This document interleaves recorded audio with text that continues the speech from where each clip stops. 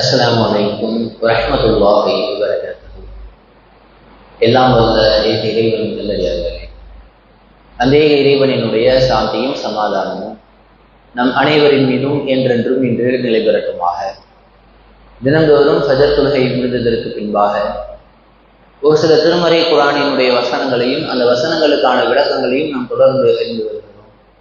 அந்த அடிப்படையில் தற்பொழுது திருமறை குர்ஆனினுடைய 4வது அத்தியாயமான அந்நிசா என்கின்ற அத்தியாயத்தினுடைய 17 மற்றும் 18வது வசனங்களுக்குரிய விளக்கங்களை அறிய இருக்கிறோம். இந்த வசனத்தில் இறைவன் தாம் யாருக்கு பாவ மன்னிப்பு அளிக்கிறேன் என்பதை பிரகடனப்படுத்தி சொல்லக்கூடிய ஒரு வசனம்.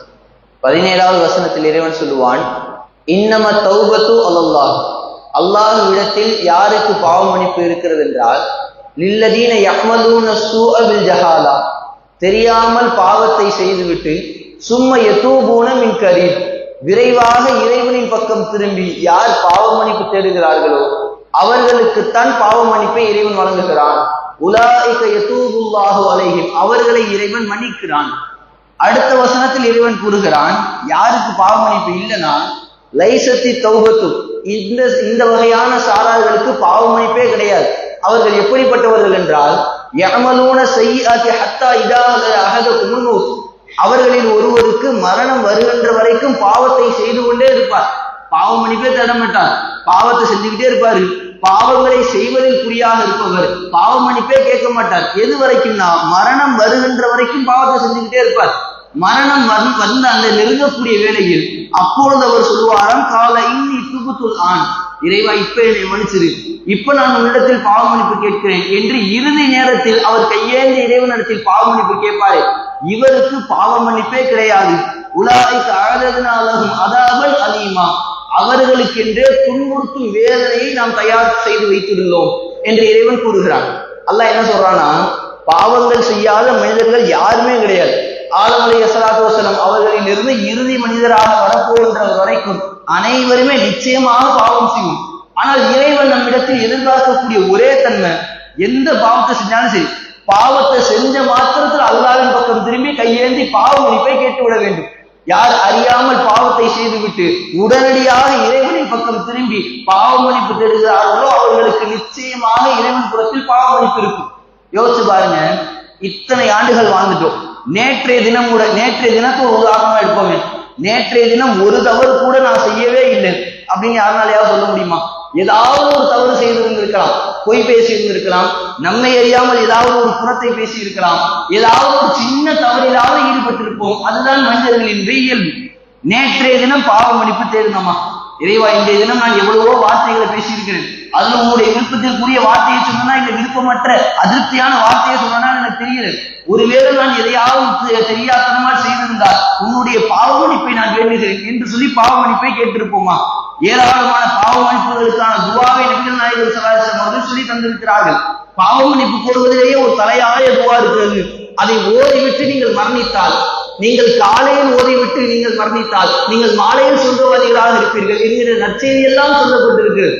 எத்தனை பேர் இது போன்ற பாவ மன்னிப்பு பிரார்த்தனைகளை கேட்டுக்கொண்டு வருகிறோம்? பாவத்தை செய்வதை இறைவன் கணக்கில் பார்ப்பதே கிடையாது. எல்லாருமே பாவம் செய்யும், எல்லா மக்களும் பாவம் செய்கிறோம். யார் பாவ மன்னிப்பு தேடுகிறார்களோ அவர்களுக்குத்தான் இறைவன் பாவ மன்னிப்பை வைத்திருக்கிறான். பாவ மன்னிப்பே கேட்காம வெறும் பாவத்தையாக செய்துவிட்டே இருந்துவிட்டு இறுதி நேரத்துல மரணம் வரும்போது, கடைசி காலத்துல ஒரு சில பேர்ல பார்த்தோம்னா நமக்கு தெரியும், ரொம்ப வயசான காலத்துல ரொம்ப இழுத்துக்கிட்டு இருக்கும் திக்ர் செய்வது, அப்போ பாவ மன்னிப்பு தேடுவது, இது போன்ற காரியங்களில் ஈடுபடுவார்கள். அவர்களுக்கு பாவ மன்னிப்பே கிடையாதுன்னு நல்லா பிரகடனப்படுத்திட்டான். நீங்க இறுதி நேரத்துல உட்கார்ந்து என்னதான் அழுது புலம்பி அல்லாஹ் கிட்ட வேணும்னாலும் சரி, உங்களுக்கு பாவ மன்னிப்பே கிடையாது.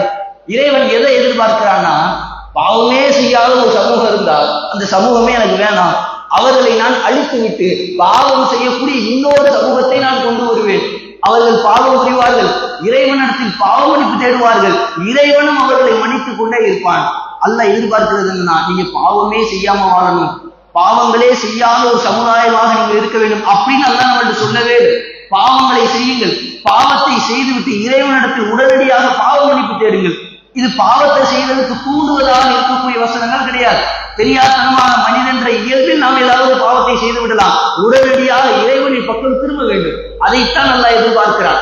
ரசூலுல்லாஹ் கூட சொல்லுவாங்க, எந்த ஒரு காரியம் அல்லாஹ்வுக்கு மிகப்பெரிய ஆனந்தத்தை தருதுன்னா, ஒரு அடியான் பாவத்தை செய்துவிட்டு பாவம் மன்னிப்பு தேடும் பொழுது இறைவன் பேரானந்தம் அடைகிறான். பாலைவனத்தில் காணாமல் போன ஒட்டகம் மீண்டும் கிடைத்தால் எந்த அளவுக்கு ஒரு இன்பம் கிடைக்குமோ அதை விட அதிகமாக இறைவன் தன்னுடைய அடியான் பாவ மன்னிப்பு கேட்கும் பொழுது மிகப்பெரிய ஒரு ஆனந்தத்தை அடைகிறான். நான் ஒருவன் இருக்கிறேன், நான் அவன் செய்த பாவங்களை மன்னிப்பேன், என்னுடைய அடியானை தெரிந்திருக்கிறேன், நான் பாவத்தை மன்னிப்பேன் எதிர்பார்த்தேன் இடத்தில் பாவ மன்னிப்பு தேடுகிறானே, அவனுடைய பாவங்களை நான் மன்னிக்கிறேன் என்று வானவர்களிடத்தில் அல்லாஹ் பேசக்கூடியதாக ஏராளமான செய்திகளை நம்மால் பார்க்க முடிகிறது. ஆக அன்பார்ந்தவர்களே, மனிதன் என்கின்ற அடிப்படையில் நிச்சயம் நாம் ஏராளமான தவறுகளில் தினந்தோறும் ஈடுபட்டுக் கொண்டேதான் வருகிறோம். இறைவனினுடைய அடியார்களாக நாம் மாறக்கூடிய தருணம், நாம் இறைவனின் பக்கம் திரும்பி பாவ மன்னிப்பு கேட்கக்கூடிய தருணத்தில் தான்.